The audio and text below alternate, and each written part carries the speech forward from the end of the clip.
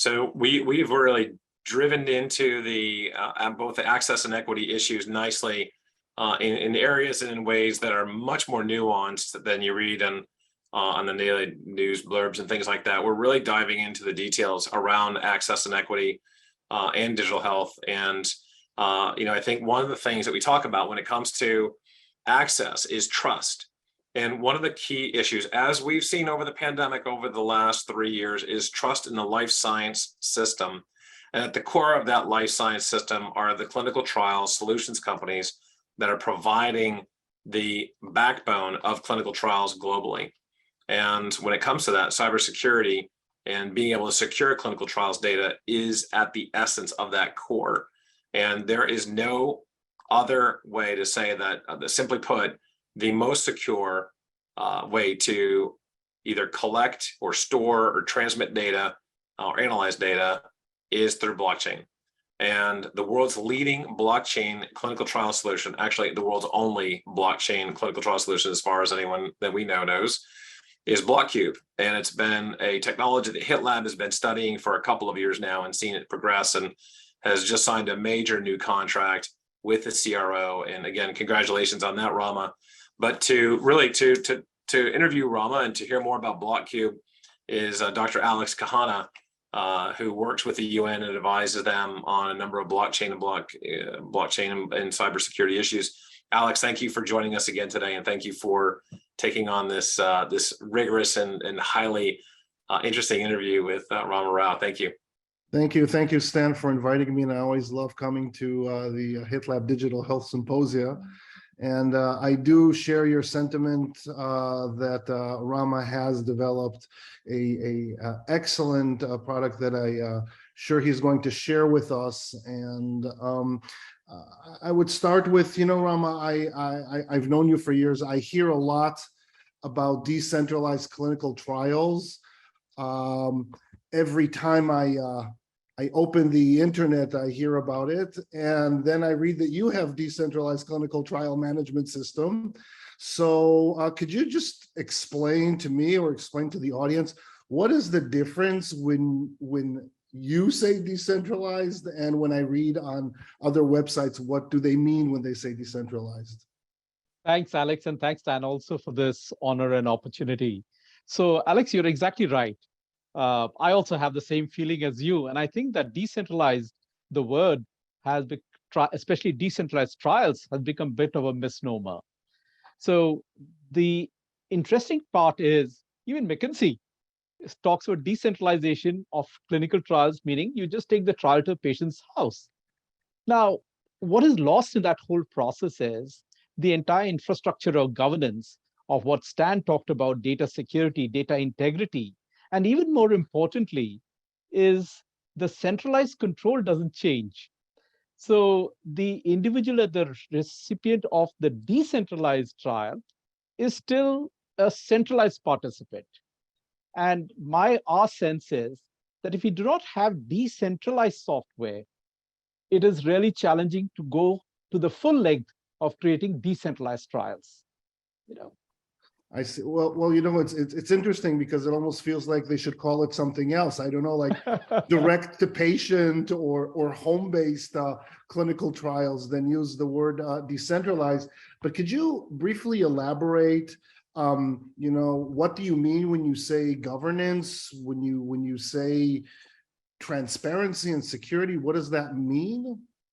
Yeah, and if you really take a look at clinical trials today, generally speaking, COVID has, of course, created a huge acceleration.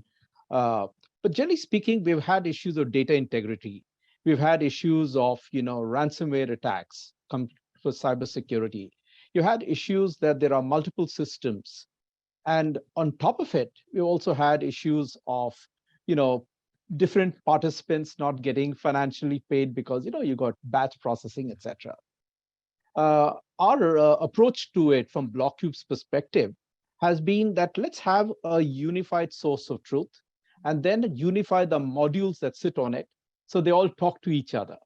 So if you start using a blockchain and then keep the security totally intact, the data is immutable, and whether a trial is taking place in Nairobi, in Kenya, or in Boston, Massachusetts, because the data is coming to the blockchain at almost different time points, that's locked in so that there's no chance of any data integrity issues per se. And that's the approach that we have taken, or the strategy we have followed with our system. And it was really exemplified when we tested it out in a rural area of India, where we are doing an observational diabetes study.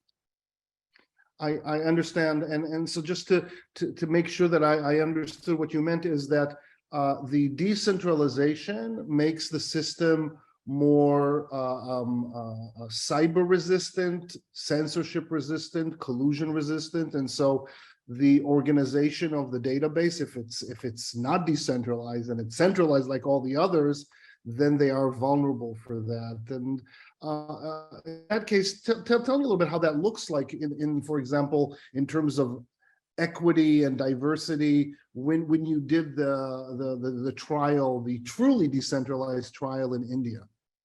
So the first part is that even in the US, and I'm so glad listening into what Sharad and the other gentleman spoke about from digital diagnostics about the rural population in India.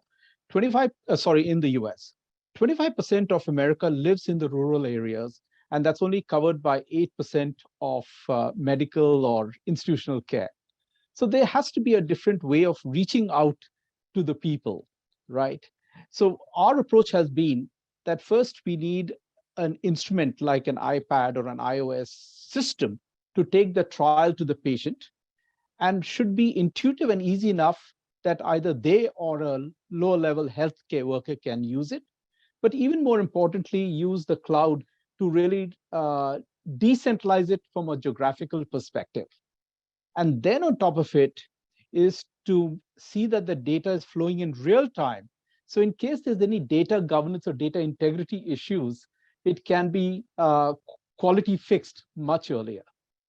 For example, in clinical trials, we often have something called a query, and we look at it like after the last patient has visited and the database is locked for the data statistician to work on it, how many queries do you generate? If you put quality upfront in a decentralized way and then lock it in appropriately, our hypothesis and our case suggests that it'll be much faster at the back end, improving the quality and speed of the clinical trial. And that becomes critical when you look at diversity and equity, because access, and there's a very recently a Greenfire study that was published also in Clinical Leader, if I recall correctly, and they talked about access as being a big issue. So we want to kind of make that access process a lot less onerous from what it is right now. And that's what we tested in an infrastructurally deficient area in India, or rural India. It was an observational diabetes study. And they had a protocol that called for 850 patients to be studied in 12 months. They gave us 150 patients and we covered them in 12 days. So even if we look at building up the software, training people, testing it, we must have saved at least 50% of time for the people in terms of running the process. And as Stan has said, that has also triggered the sign up of another customer, and we'll be doing a multi-country trial. So hopefully the guys will be sitting here in, whether it's in the Northeast, and watching a trial taking place halfway across the world in real time to see how effective it can be. Well, this is fantastic. Again, what you're bringing to the participants of clinical trials, what you're bringing to researchers, what you're bringing to sponsors is just simply amazing. One last sentence to everybody. Why would we want to use this real decentralized platform and not the other decentralized direct-to-patient home-based platforms? Great question. I think what we're trying to do is to future-proof systems. Today, healthcare, all of us are more like consumers of healthcare. If tomorrow we need to turn people into producers or healthcare producers, we need systems which are not centralized systems, but decentralized and owned by the people themselves. And what we're laying is the foundation. And once we demonstrate it with the clinical trials execution, then we'll start layering things like self-sovereign ID on top of it, federated learning processes, zero knowledge proof, so that we protect the identity of people, but the data then gets shared to accelerate the evolution of science and treatments for unmet needs. Thank you. Thank you so much, Rama. Well said. From health consumers to health and wealth producers. Thank you. And thank you, Stan, for having us, and looking forward for next time. Thank you, Stan, and thanks to the HITLAB team also for this opportunity. Absolutely. No, thank you, Rama, for joining us. And Alex, thank you for a terrific interview and wonderful session. So we are going from what will be, in our estimation, a disruptive technology in digital health on the clinical trial side, because that's how disruptive technologies are made. When you have something like blockchain as a new core technology stack come into an ecosystem that previous legacy and incumbent providers can't match, because their entire platform is based on an entirely different technology stack. That's one of the key attributes to finding a new disruptive technology takeover. And so we're anticipating Bloqcube as one of those technologies that will see substantial adoption in the ecosystem over the next 10 years. So well done, Rama, and thank you, Alex, for that.